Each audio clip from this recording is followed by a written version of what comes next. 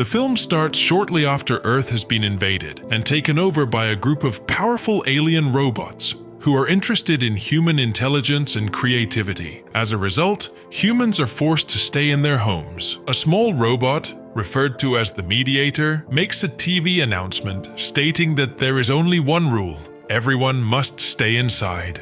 A scene shows a man running out into the street in the rain, yelling angrily. Suddenly, a robot drone appears nearby and warns him to go back inside. He has an electronic device on his neck that starts flashing orange. He is given 10 seconds to get back inside. His son, Connor, is urging him to come back home, but then the man suddenly vanishes. We find out that all humans have these electronic devices on their necks to control them. Connor runs out to the spot where his father disappeared. A woman named Kate and her son Sean are standing in the doorway, shouting at Connor to come back inside, but he refuses. The drone repeats the same order to Connor and starts the countdown. Just as Connor is about to be eliminated, a man named Robin Smythe intervenes by giving a command to the drone, which then flies away. Inside Kate's house, Robin expresses his worries about her two adopted kids, Nathan and Alex. It's clear that they have a strong dislike for Robin because he is employed by the robots. As Robin is about to leave,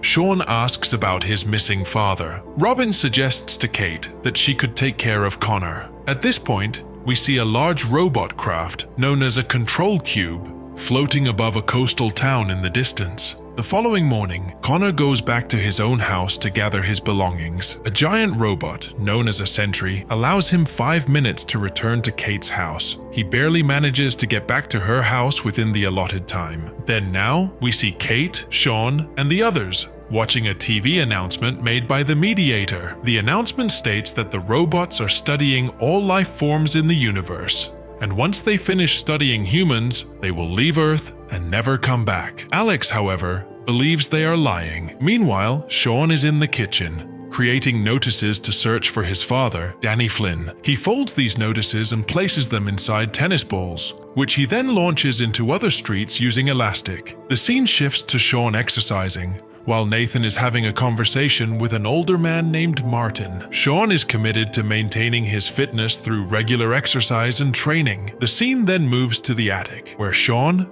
Alex, and Connor are watching Nathan work on a game console. Suddenly, Nathan receives an electric shock from the game console and is thrown across the room. Alex quickly rushes to his aid, and the team finds out that the electrical shock has deactivated Nathan's implant. They then apply the same method to each other, allowing them to remain outdoors without being detected. This discovery excites them because it means they can now go outside without being tracked. During the night, we see the group of 4 daringly stepping outside. They observe a drone ascending through the clouds, and shortly after, a sentry passes nearby, but they manage to stay unnoticed. They make their way into a railway museum where they discover candy, beverages, and skyrockets. Connor hands Sean a tennis ball he discovered, which contains a response to Sean's inquiry about his father. The message reveals that Sean's father was taken captive, but his current whereabouts are unknown. It also mentions that there are files about people stored at the school. They decide to visit the school, leaving Connor outside to keep watch. Once they are inside, they trail a man who is carrying files. After he departs,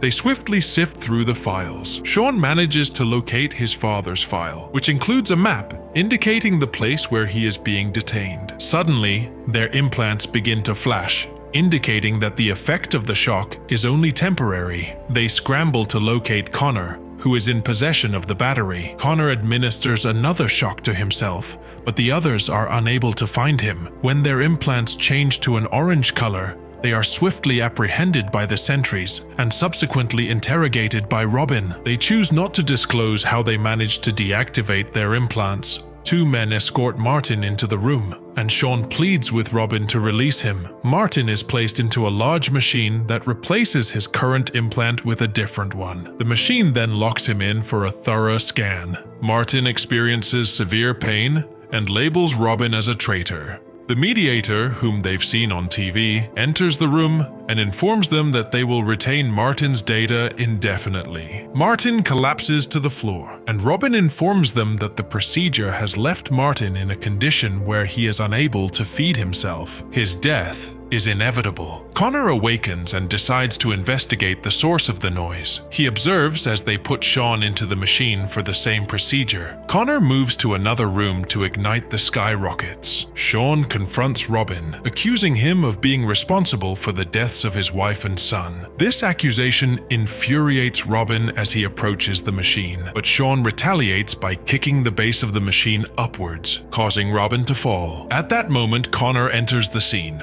launching skyrockets at Robin and the other two men. Sean manages to escape from the machine, and his implant gets deactivated. He swiftly unlocks Nathan and Alex, and they all make a run for it, while the mediator observes. Nathan enters a lab and turns on all the gas taps, leaving a lit lighter near the door before they flee from the building. Once they are at a safe distance, they turn around to witness the building explode. The scene then shifts to them taking refuge in a 10-pin bowling alley. Nathan is seen electrocuting himself again to deactivate his implant. Alex informs him that they need to repeat this process every 13 hours. Nathan expresses his anger towards Sean because of Martin's death. Over the next several days, we observe the group stealthily moving from house to house to avoid detection by the robots. They enter a hotel believed to be where Danny is being held captive, and upon hearing a noise, they decide to investigate. They find themselves in a large room that resembles a party scene, with people enjoying drinks and watching a boxing match. The crowd turns their attention to the children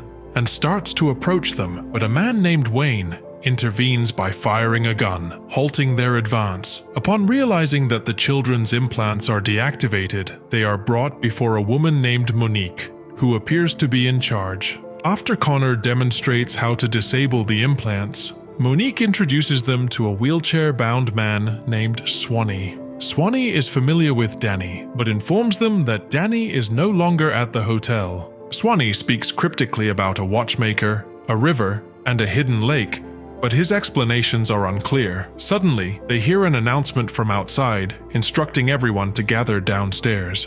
Looking out the window, they spot Robin and Kate among the crowd. Sean decides to go downstairs, concealing his identity with a hoodie. Robin presents a photograph of Sean to everyone, announcing that Sean is sought for questioning. Before anyone can turn Sean in, Wayne intervenes and safely escorts Sean back to the hotel. Behind the hotel, Sean declares his intention to rescue his mother and then search for his father. The other three pledge their assistance. Wayne provides them with sandwiches and a radio for their journey, wishing them good luck. As they depart, Monique observes them from a window and uses the radio to guide them safely out of town. The scene then shifts to Robin, who is telling Kate about the robot's promise to grant him 100 acres of land once they depart Earth, which will be depopulated and free of pollution by then. He invites her to join him, to which she agrees, but only if Sean can accompany her. Reluctantly, he consents. The scene then moves to the children navigating their way through a cemetery. Robin attempts to comfort Kate by placing his hands on her shoulders, but she reacts by slapping him. He retorts by telling her that once she understands the true intentions of the robots, she will plead with him to accept her. Outside, the kids are attempting to evade the sentries when suddenly one of the sentries orders them to halt. As it nears Sean, it comes to a stop. It appears to be synchronized with his new implant, giving him control over the sentry. Meanwhile, inside Robin's building, a young man delivers food to Kate, and she persuades him to hand over the keys. After he departs, Kate heads downstairs upon hearing a loud alarm. Robin and his team rush out of the building to find Sean standing with his arms raised and a sentry behind him. Sean uses the sentry to disarm Robin and his crew. Sean demands Robin to bring his mother out. We then see Kate escaping on a horse as Sean shouts after her. Two drones emerge on the roof and shoot at the sentry, disabling it. When one of the drones leaps in front of Sean, it also syncs with his implant. He commands it to shoot down the other drone. After deactivating the drone, they set off in pursuit of Kate. We see Kate galloping on the horse along a beach, chased by two quad bikes and a jeep driven by the children. They spot a row of sentries appearing over a distant hill. Choosing to proceed on foot, they traverse through a forest and cross 2 bridges spanning a river. Connor notices a young boy in the vicinity. When they call out to him, the boy flees. They arrive at a clearing where they discover a makeshift shelter. Upon inspection, they find a Spitfire aircraft in impeccable condition inside. Sean peers outside and spots a man observing them. When they step out and ascend a hill, they encounter a small group of people. Sean recognizes his father among them, and he and Kate rush to embrace him. Danny leads them to a lakeside settlement where others have been evading the sentries. As they stroll through the settlement, someone spots a drone, prompting everyone to hide. Inside a mine, Danny recounts the events that transpired at the start of the war with the robots and his encounter with a man named Donald. We see Donald methodically removing the implants one by one. In a robot facility, we witness Robin interrogating Wayne, who is restrained in a machine set to perform a deep scan. Robin informs him that they are aware of the lakeside settlement. Danny and the rest of the group are gathered around a fire, listening to Kate explain that the robots plan to conduct a deep scan of every individual on Earth over the course of a year. Later, while everyone else is asleep, Sean is deep in thought about his removed implant. Outside, Danny is teaching Nathan how to operate the Spitfire when an alarm suddenly goes off. They glance up at the hill and spot the Mediator accompanied by a small battalion of sentries. Robin, using a loudspeaker, announces that if they surrender Sean, they will be spared. However, when they check Sean's bed, he is nowhere to be found. The scene then shifts to Sean, standing in a field. He reinserts his implant and summons a drone. Back at the settlement, Kate informs Robin that Sean is not present. She firmly tells Robin that she will never join him. In response, Robin instructs the Mediator to remove her from the immunity list. We then see a control cube hovering in the air, deploying a drilling bore that transforms the ground into molten lava. From a nearby hill, Danny and Nathan watch the scene unfold. Danny tells Nathan that he will need his assistance with the Spitfire. In the sky, we observe the main robot facility soaring towards them, with Sean perched on top, steering its path to crash into the control cube. The Mediator employs a drone to transport him to the facility. He warns Sean that he might not survive the impending collision. Sean turns to look at the Mediator and suddenly, he is in sync with him. Sean can visualize all the global connections between the Mediator and every robot. As the robot facility tilts to one side, the Mediator plummets to the ground, splitting in two. The sentries on the hill initiate an attack on the robot facility. As Sean grapples to maintain his grip, 2 drones approach him, ready to strike, but they are shot down as the Spitfire swoops in swiftly. When the robot facility collides with the control cube, Sean leaps off, and as he descends,